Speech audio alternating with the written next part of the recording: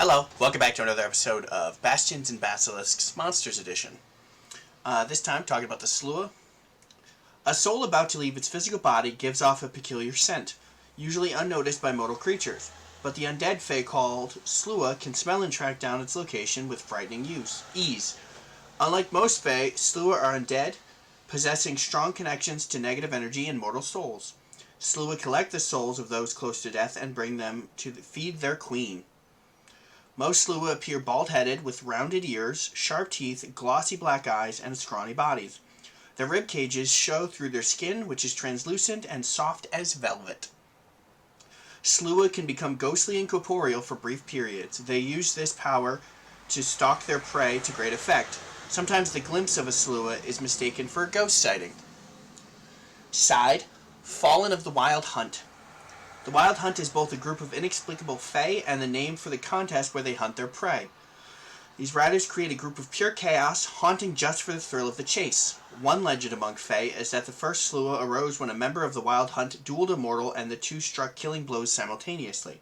The mortal's soul polluted the faes, like a blemish in a ruby, causing the fae to be reborn already dead. Already dead. 'Cause you're already dead. Sluagh Reaper. Most Sluagh are reapers, powerful killers subservient to their queen. After they collect souls on a hunt, they dutifully return their plunder to the queen. Though quite clever, they're inscrutable, lacking the whimsy and sociability that characterize many living fae. They do show merriment on occasion, though, giggling as their claws draw closer to their quarry's throat. They're murderers. Sluagh Reaper, Creature 10. Uncommon, neutral evil, medium, fae, undead. Perception plus 21. Greater dark vision, soul scent, imprecise 100 feet. Languages common, necral, sylvan. Skills acrobatics plus 21. Intimidation plus 16. Stealth plus 23. Survival plus 21. Strength plus 3. Dexterity plus 7. Constitution plus 3. Intelligence plus 3. Wisdom plus 5, Charisma plus 0. Soul Scent, Divination, Occult. The Sluagh is aware of all doomed creatures, dying creatures, and creatures that died within the last hour within the listed range. AC 29, Fortitude plus 17, Reflex plus 21, Willpower plus 19, Hit points 175, negative healing. Immunities, death effects, disease, paralyze, poison, sleep. Weaknesses, cold iron 10. Frightful presence, aura, emotion, fear, mental. 30 feet, DC 26. Speed, 25 feet. Fly, 30 feet. Melee, 1 action, claws plus 23. Agile, magical. Damage, 3d6 plus 9 slashing. Primal innate spells, DC 26. Second level, invisibility. Cantrips, 5th level, ghost sound. Ghostly swoop. There it is. 1 action. The Sluagh Reaper becomes incorporeal until the start of their next turn. I'm just making up words now. And flies up to their fly speed. While incorporeal, they are immune to precision damage and have resistance 10 to all damage except force, ghost touch, or positive. This resistance is doubled against non-magical damage.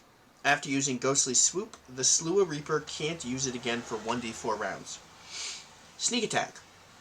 The Sluagh Reaper deals an additional 3d6 precision damage to flat-footed creatures. Steal Soul. 2 actions, Necromancy, Occult. The Sluagh Reaper touches a dying creature or a creature that died within the past hour. If the target is a dying creature, it must attempt a DC 28 Fortitude save. On a failure, its dying value increases by 1, 2 on a critical failure. If the target is dead, it receives no save, and the Sluagh imprisons its soul in a small, grimy sack that keeps stolen souls fresh. Nice.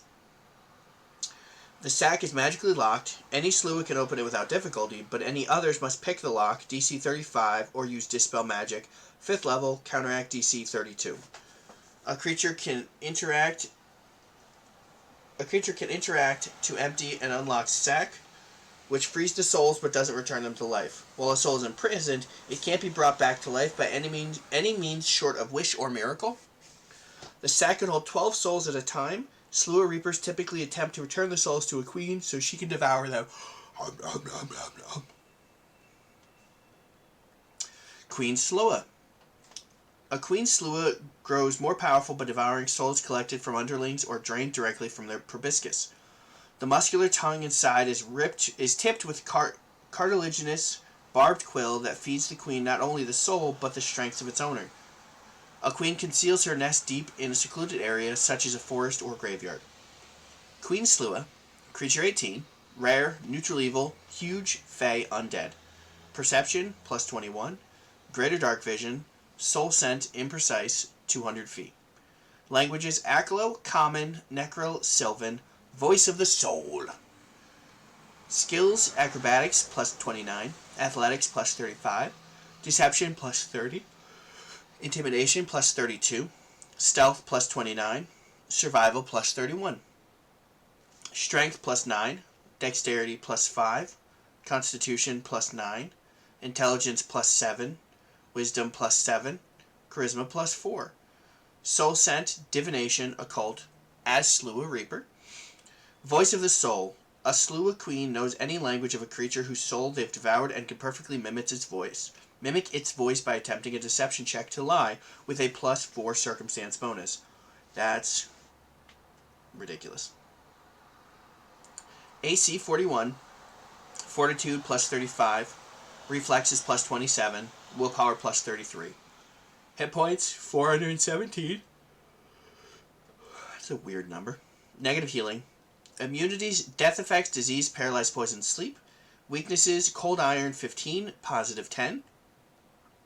Frightful presence, aura, emotion, fear, mental, 120 feet, DC 37.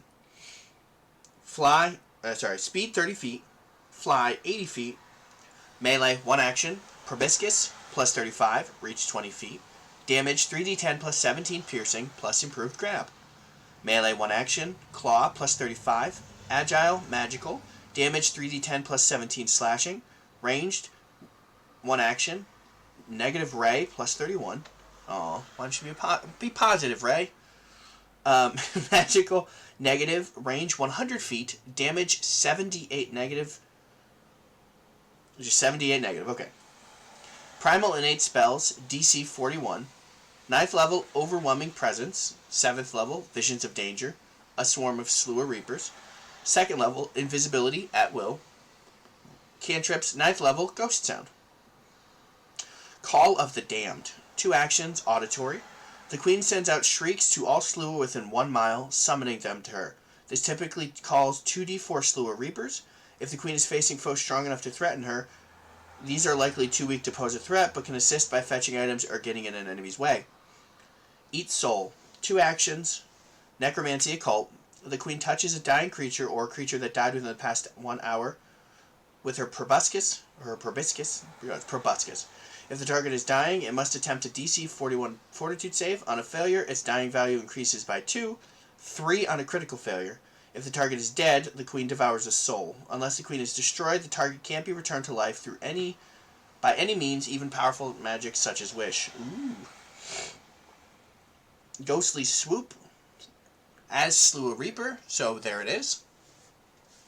Soul Theft, no, I don't regret that joke. Soul Theft, 1 action, occult, necromancy, negative. Requirements, the queen has a creature grabbed or restrained with her proboscis. Effect, the queen devours a portion of the creature's soul and steals some of its ability. This creature takes 5d8 negative damage, DC 41 Fortitude save. The queen gains temporary hit points equal to the total amount of the hit points the target loses, including any HP lost from being drained. Critical success, the creature is unaffected. Success, the creature takes half damage and is drained 1. Failure, the creature takes full damage and is drained 1 and doomed 1. The queen steals a spell slot or training. If she steals a spell from a prepared caster, she transfers the spell to herself. If she steals from a spontaneous caster, she gains a prepared spell of the appropriate level and expends one of the creature's spell slots of that level. If she steals training, she chooses perception, attack modifier, or any skill. For 24 hours, she gains a +2 status bonus to that statistic, and the creature takes a -2 status penalty. The queen can have any number of stolen abilities, but only one from each creature. Critical failure, as failure, but double damage. That is fascinating. That's a cool, interesting, once again, a very interesting kind of undead. Because obviously it's like some kind of mosquito-y type thing, because it's got the proboscis. And wings. So it drains souls from people. I don't know. I like it. You can have a terrifying... you can just have a terrifying queen who has, you know, all skills and all languages because they're smart. Because, I mean, they have a +7 intelligence modifier, so they're really smart. So, you know, I mean, they're Fae, so that might change things. I don't know as much about Fae in the, in Galarian. But it could be a thing where they send them out to find people with, like, the queen could send out her reapers to find people with specific skills that she doesn't have yet, to kill them and get their skills. Or their spells, or, you know. I feel like the Sluagh Queen could be reworked marginally or improved marginally. It's not even really much of an improvement. It's just used as like a really good villain, unlike, you know, a lich who has to have a Sword of Undead or whatever. Like, the Queen could just have all of the skills and do all of the things. So, alright, that'll be it for this video. Thanks for watching. Bye.